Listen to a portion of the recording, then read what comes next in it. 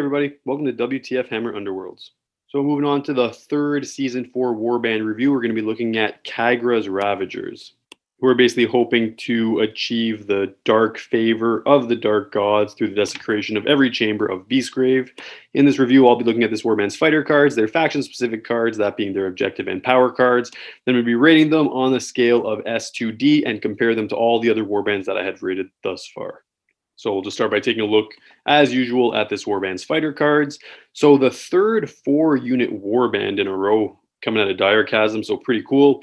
All of them have an interesting, albeit pretty tricky Inspire mechanic, which is after an activation, 3 or more Desecration tokens are on the battlefield. We're going to be looking a little bit into what this whole Desecration mechanic looks like, starting with Khagra the Usurper, their leader, who's generally pretty solid. 3 move, 1 shield, going to 4 move, 2 shield when inspired. Decent melee attack, 2 hammers, 3 damage uninspired with knockback, so that's always nice. Doesn't really change. Main special ability being that whole Desecration mechanic, the Sacrifice reaction, in which after an activation in which this fighter's attack action takes the target out of action, desecrate 1 objective in the same hex as the fighter, or rather as this fighter or the target. So basically taking an enemy fighter who is on an objective out of action, or being on an objective when you take an enemy fighter out of action, you could then proceed to desecrate that objective. Fairly tricky, obviously requires you to take a unit out of action, which is no guarantee, especially if you're competing against very durable warbands like Morgoth's Crushes. And everybody has this special sacrifice reaction. I'll be looking at Zarshia, who's sort of like the second leader. There's a special card that turns her into a leader, but I'll be getting into that in a bit. Spellcaster, good spellcaster, 2 wizard level, both uninspired and inspired. Decent melee attack, I guess. 2 range, 2 hammers, 1 damage, getting ensnare when inspired. Main interesting thing is the spell attack action, of course. 3 range, landing on channel, which makes it very accurate, doing 1 damage and then 2 damage when inspired, which makes it the best spell attack action in the game. The most accurate, with the same default damage as other leaders who have spell attack actions. None of the other characteristics change. 3 move, 1 shield, 3 wounds. I mean, interesting drawback, which can be beneficial a little bit with a specific universal card. This drawback being Spite Tongue Curse, where if this attack action fails, this fighter suffers backlash. So even though it's fairly accurate, if it happens to fail, which honestly isn't super unlikely, Zarshia will take backlash damage, which is 1 damage, and considering the 1 shield, 3 wounds, this makes her fairly squishy. Also has that sacrifice mechanic, as I talked about before, for desecrating objective tokens. The next 2 fighters are Chaos Warriors. There's Dour Kragan, who has a decent weapon, Hellforged weapon, 3 swords, 2 damage, 1 range, getting cleave when inspired, going from 3 to 4 move when inspired. Pretty low defense, 1 shield, but 4 wounds, so pretty durable. Main interesting property that both Kragan and the next fighter have is the spoil, where if they hold an objective at the end of an action phase, they can desecrate that objective. So allowing them basically to desecrate objective tokens without necessarily needing to take enemy fighters out of action. Razek has that same despoil ability. Different melee attack, 2 hammers, 2 damage, going to 3 hammers, 2 damage when inspired. So making him pretty exceptionally accurate when inspired, and also getting 2 shield. So Razek, Kragan, both definitely very solid. And I want to just take a look into that whole desecration mechanic. So I posted the card here, and this is basically how it works. When a rule tells you to desecrate an objective, you place 1 friendly desecration token on that objective. So basically just use a counter, put it on the objective. And if at the end of a power step, an enemy fighter is in the same hex as an objective, you remove that desecration token. Fighters cannot hold objectives that have desecration tokens. You cannot desecrate an objective token that has a desecration token. And if a desecration token is on an objective token that moves, the desecration token moves with it. And if a desecration token is on an objective token that is flipped, remove the desecration token. So the whole purpose really is that in order to remove it, it's fairly easy and fairly passive. An enemy just has to move onto an objective token that is desecrated, but then they're not considered to be holding it for that activation, meaning that they wouldn't profit from surge cards that are score immediate based on holding objectives. So it really just delays that. But then the immediate power step that follows, it would get removed. So fairly easy to remove these things, but basically just is used to delay surge objective token holding objective cards. All right, so fighter cards, pros and cons are as follows. Pros being that they have special combat abilities, knockback, cleave when inspired, ensnare when inspired. As far as special unique abilities go, these guys have sacrifice, they have the spite tongue curse, which is a negative, and they have despoil. I wrote a little typo there. They have ranged capabilities through their spellcaster. They also have a spellcaster, which is nice. Generally high wounds, 4 across the board, minus the spellcaster, and a medium model number, which gives them some flexible options with 4 units. Cons being lowish defense, 2 of these units getting 2 shield defense when inspired, but everybody else having pretty bad defense, and a difficult inspire mechanic. I mean, like I said, easy to remove these desecration counters. Obviously, it forces commitment from the enemy to do so, but it is also fairly passive for them just to remove these counters, and your warband needs to have 3 of these desecration tokens on the battlefield in order to inspire, and they're not super easy to place, either requiring you to hold an objective in an end phase with 2 of your units specifically who have that despoil ability, or kill units while generally around these objective tokens, which is also not a guarantee. So I would say that generally speaking, placing desecration counters is difficult, but removing them is not difficult, and you need to have 3 on the board in order for these guys to inspire. So definitely a tricky inspire mechanic, but does depend on the type of warband that you're facing. All right, so moving on to the objective cards, we have all 3 types. We have Surge, score in the end phase, and 1 score in the third end phase objective card. For the Surge, there is Brutal Desecration, which is 1 glory as a score immediate after your warband desecrates an objective. So very useful. I'm giving this an S. Guaranteed at some point, I think that you're going to be desecrating 1 objective token, and this is a score immediate that plays off of that. Definitely fits within their play style. There's Dark Approval next, which is a Surge. Score this immediately after an activation in which your leader makes an attack action that takes an enemy leader out of action worth 2. So I'm giving this a C. Pretty tricky. Have to have your leader take out an enemy leader. Very specific. Certainly not a guarantee, but also worth 2 glory. So it's nice if you do pull it off. But yeah, just hard to do. Next is Desolate Domain, worth 1. Score this immediately after an activation if each objective token in 1 or more players' territories has a desecration token. So I'm giving that a B. I mean, it could be worth an A. Obviously, it fits within these guys' play style to go around desecrating objectives. And I can imagine a strategy where you just put 1 objective token in friendly territory and the rest in enemy territory, or in no one's territory, so you can just quickly slap a desecration counter on the one in your territory just to score this thing.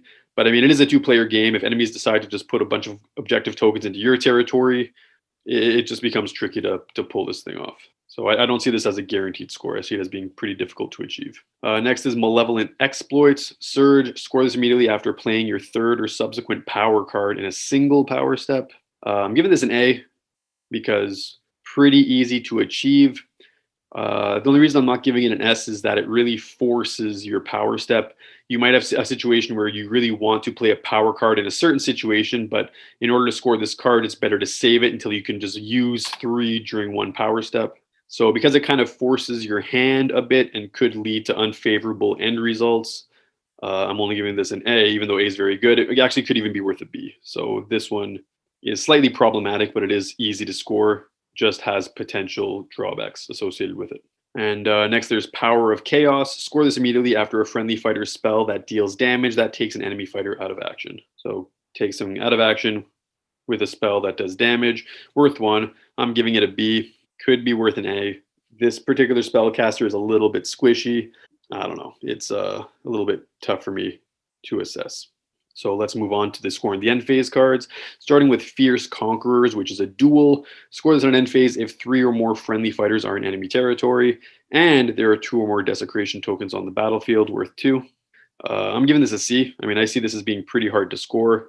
You have to get the majority of your fighters, if not all of your fighters, into enemy territory. 3 have to be surviving. So if it's late phase, you probably won't be able to score this thing because it's likely that you won't even have 3 fighters left. And at the same time, you have to have 2 desecration tokens on the battlefield, which forces you to commit to laying those things down, hoping that your enemy doesn't just passively remove them by just finishing their turn on them and having them get removed during the power step. So I see this as not being a guaranteed score at all. There's Glorious Slaughter, worth 2. Score this in end phase if 3 or more enemy fighters are out of action. So also giving this a C. Nice late game, especially if you're playing against a Horde warband. But if you're playing against an elite warband, becomes as difficult to score as Annihilation, but only worth 2 glory.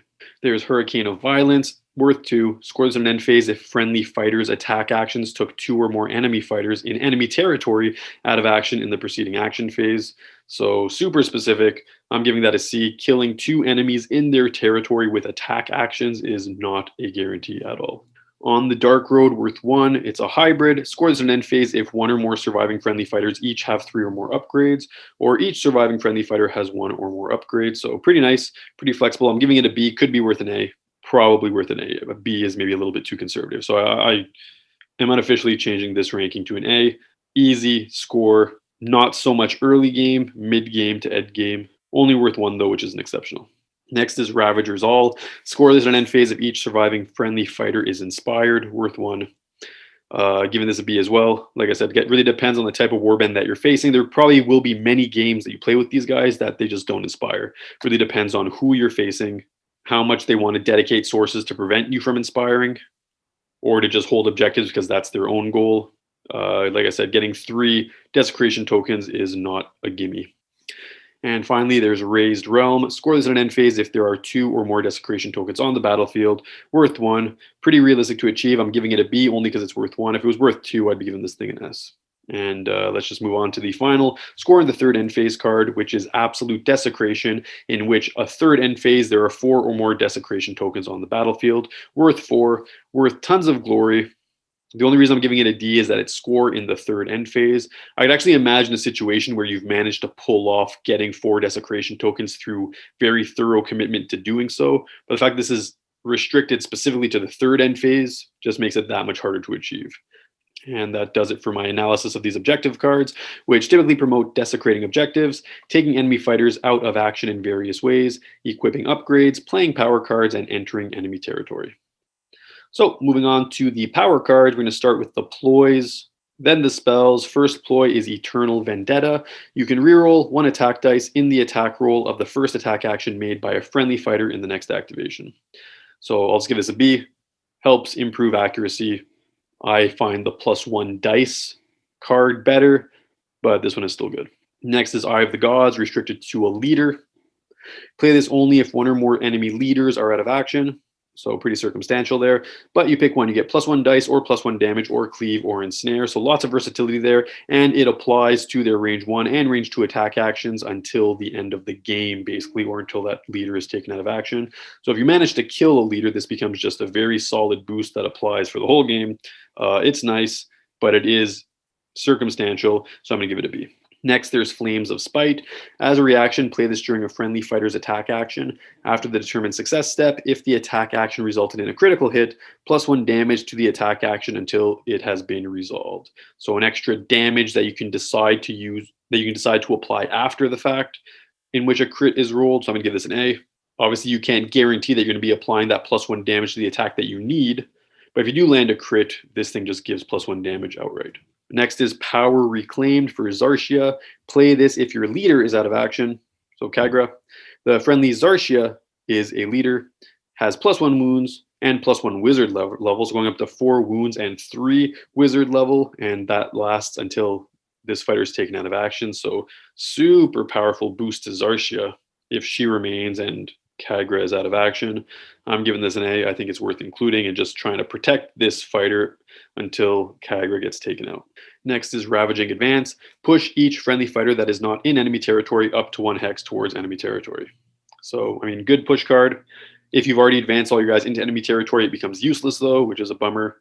But, I mean, could potentially push all 4 units, which is powerful. There is Ritual Desecration. Pick 1 objective token in the same hex as a friendly fighter. Desecrate that objective. This fighter is inspired. So the first ploy card that just allows outright desecration and causes your character to inspire, which is super nice. I'm giving this an S, an auto include in any deck for this warband.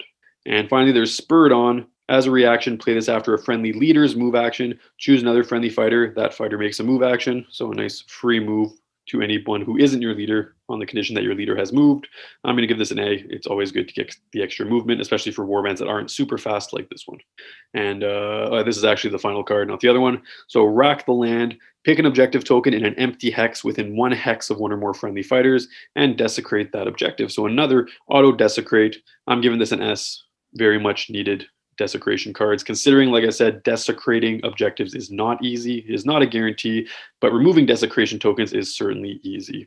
So these cards are a must include if you ever hope to inspire your guys or to score some of the tougher objective cards. Moving on to the spells, there is Mask of Darkness, which requires a focus to cast. Choose 1 friendly fighter within 3 hexes of the caster. Place that fighter in the same hex as an objective in enemy territory, then give that fighter 1 move token. So a nice teleport card. Super awesome. I'm going to give this an A. I'd give it an S if it wasn't conditional on a successful roll, because this thing could fail. And finally, Whispers of Chaos, also costing a focus to cast. Choose an enemy fighter within 3 hexes of the caster. Push that fighter up to 1 hex, then pick 1. Either deal a damage to that fighter or give that fighter a move token. So a nice way to really screw an enemy. Push them 1, put a move token on them. Could completely ruin their plans for attacking. I'm giving this an S. Super powerful. And that does it for the gambits, which typically promote improving attack accuracy, bonuses from killing leaders, a leader substitution card, desecrating objectives, inspiring friendly fighters, teleporting friendly fighters, pushing friendly and enemy fighters, causing damage, and extra movement and impairing enemy movement effects. And let's just move on to the final batch of cards, which are the upgrades, starting with Blasphemous Cuirass. When this fighter is the target of an attack action, if there are 1 or more shields blocks in the fighter's defense roll, reduce that damage dealt by 1. So I'm giving it a B. It's sort of a conditional damage reduction. Straight up damage reduction is better because it is possible that you just don't roll the shield and then you can't profit from the damage reduction. So not super great. There's Blazing Rune Shield, which is restricted to everybody except the sorcerer. So Blazing Rune Shield, like I said, spells cannot deal damage to this fighter. Super nice. Giving it an A. Only not giving it an S because you're not always playing against spellcasters. But as far as anti-spellcaster abilities goes, this might be the best one I've ever seen. There's Bolstered by Hate, which is a straight +1 wounds. I'm going to give that an A. Conqueror's Cloak, which is +2 move if this fighter is making a charge. I'll give this an A as well because the movement is always nice. And these guys will probably be charging a lot because they're pretty aggressive. There's Desecrator Gauntlets. As a reaction after this fighter's move action, push 1 adjacent enemy fighter 1 hex. So it could be nice for just knocking an enemy off of an objective token or just putting them in a situation where you can get support on them. Pretty nice. I'm going to give it a B. Might be worth an A since it's a free push. Probably worth an A. Next is Gifted Sorcerer, restricted to Zartia. You can reroll 1 dice in this fighter's casting rolls and spell attack rolls. So really nice. Just a free reroll anytime this fighter casts a spell. And also particularly nice considering that she can roll 3 dice if she has that particular ploy that got played because she became the leader, or he became the leader. I don't even know if it's a male or female. But S, awesome card. Next is Grudging Defense. This fighter is on guard always. That's an S. Amazing. There's Hellfire Sword, which is cool. 3 range, 2 hammers, 2 damage, restricted to Khagra and Rozek. Just solid. A range attack for these guys that isn't bad. I'm giving it an A. Ruinous Might, +1 damage to this fighter's range 1 and range 2 attack action, so just a great strength. Giving that an A. And Unearthly Charisma, +1 dice to other friendly fighters' range 1 attack actions if they're within 2 hexes of this fighter, but restricted to your leader. So just a nice aura boost to friendly fighters near your leader. I'm going to give that an S. Nice card.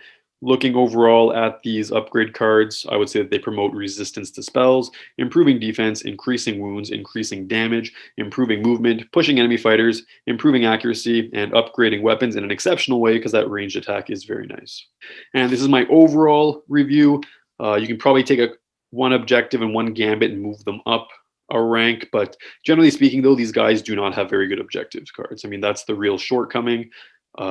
Their objective card quality is really more in the range of Season 1, Season 2 warbands and Wormspats, so they're definitely lacking in that area, which is a big deal because it means that they're going to be very dependent on a given meta for their ability to be successful, but they do have solid power cards, with the exception of a couple which still aren't terrible. So, yep, that's the card summary. And with all this in mind, let's take an overall look at this warband and rate them, and then afterwards compare them to the other warbands that I've rated thus far. So first note here is that these guys have a very difficult Inspire mechanic. It is hard to desecrate, requires taking enemy fighters out of action, or playing cards. The cards make it easier, but it does force you to take up those slots in your power deck, in your Gambit deck. And like I said, easy to undesecrate. It's really just a passive thing. You hold an objective. You can't score your surge, unfortunately, but then the power step that immediately follows, you remove the desecration token, which definitely was not easy to put on that objective in the first place. Difficult to inspire these guys. They need 3 desecration tokens, not a guarantee in any match that these guys will ever be inspired. Awful objective cards, so they're bad. I talked about it already. Require very successful desecration, which is not easy to do, combined with very effective killing, which is definitely not easy to do either. Depends on die rolls. They do have great power cards, very good power cards, I should say. They provide good offense, good defense. They provide spell casting boosts, anti-spell casting boosts, and control movement options. So just very flexible in that regard in their power card selection. And they do have solid fighters. I mean, all 4 of these guys are good. I say they're the new Magor's Fiends, but who will often go several games without inspiring, so it's hard to achieve their full potential. But they also have the Spellcaster with the most potential in the game, considering that he can go up to 3 Spell Wizard level with a re-roll on any dice, landing on channels, so definitely the highest potential Spellcaster in the game. So with all this in mind, I decided to rate this warband as a B. I can't quite put them in the A tier, mostly because their objective cards are so lacking, and this is where I place them in the overall scheme of things. So I put them in B, as I said, but I'm putting them on the top of the B tier list, and none of these are easy decisions to make. I put them behind Gashrax Despoilers and Morgwaith, mostly because those 2 warbands do have good objective cards that are achievable and are reasonable. But I would say that Khagra's Ravagers currently in this meta, because it's so heavy in the aggression aggro department, are better than those 2 warbands for sure. But in a meta where, you know, they can't really profit from the objective cards to benefit their play style, I mean, I just don't see these guys doing as consistently well. Obviously, that's my opinion. I put them in B. I think they are better than all the B-tiered units. I don't put them way above Sepulchral Guard or Spyclaw Swarm or Wormsbacks. I feel that they are pretty comparable as well. I do think they are pretty clearly better than Iltharis and everybody else in the B tier, though. And that basically does it for my assessment of this warband. I hope you guys enjoyed this video. If you have any thoughts or suggestions, please comment below, and please like and subscribe as usual if you enjoyed this content. And I'm currently caught up with all the warbands. It's the first time I've ever reached this point. 29 reviews. Just waiting for the Lizardmen to get released at some point this month. So it could be in a couple weeks or so at this point. I'll give them a review. Meantime, I'll be analyzing Warhammer Underworlds in different contexts because I'm finally done these reviews. It was a long road. It was fun to do. Hope you guys enjoyed these videos, and I will continue to progress forward with them as new warbands get released. So thanks again for watching, and I hope you all have a nice day.